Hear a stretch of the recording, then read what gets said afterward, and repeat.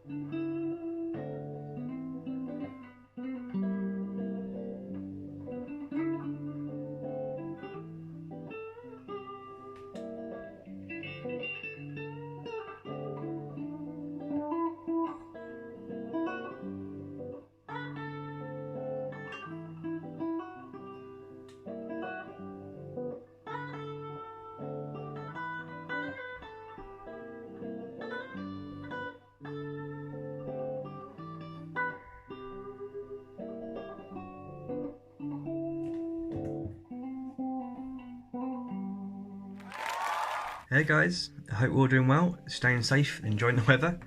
As I mentioned before, I'm living in East Africa, but back in the UK to get married. So right now, where I was living, it's 35 degrees, so I'm pretty happy to be back here and not completely sweating.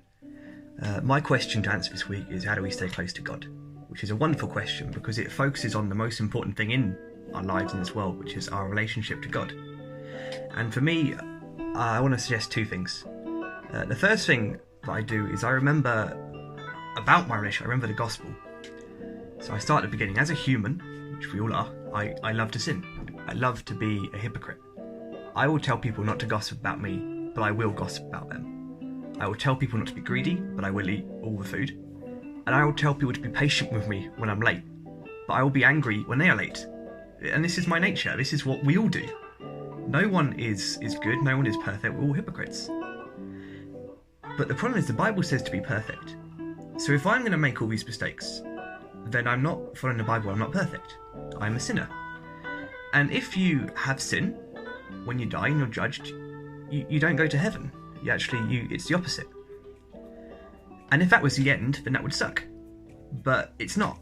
Because God is a loving God, He gave us Jesus, who lived a perfect life, and His death provides a sacrifice for me to be forgiven. If you confess that you make mistakes, if you believe that Jesus died, you will be forgiven. I don't have to do any work. I don't have to pray for ages. I don't have to fast. I don't have to do good things. And actually, it's not about what I will do, which gets me to heaven. It's what God has done for me. So the more I remember this and the more I think about just how much I've been forgiven, I can't help but feel gratitude. And so that pulls me close to God. And the second thing I'd like to talk about is, with any good relationship, communication, or as we might call it, prayer. Talking to God and listening to God. It's a wonderful way to stay close to a friend and simply stay close to God. So my challenge for you this week is to write out a prayer to God. It can be as long or as short as you want it to be. You can talk about whatever you want. The only rule is it has to be genuine. It has to be honest.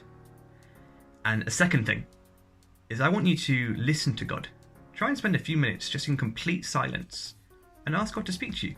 See if He says anything. So they're my answers to the questions.